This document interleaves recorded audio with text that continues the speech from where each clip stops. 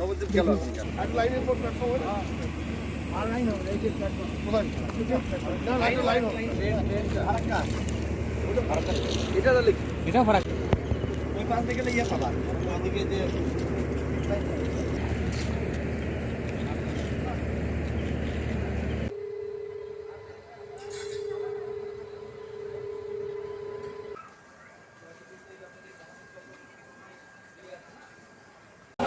যে প্রকল্পগুলো চলছে সেগুলো পরিদর্শন আসছেন কী দেখলেন কী রিপোর্ট দিচ্ছে? দেখুন, আমরা সবাই মিলে পরিদর্শন করলাম, আপনারা আমাদের সাথে ছিলেন, সেটা আমাদের বড় প্রাপ্তি।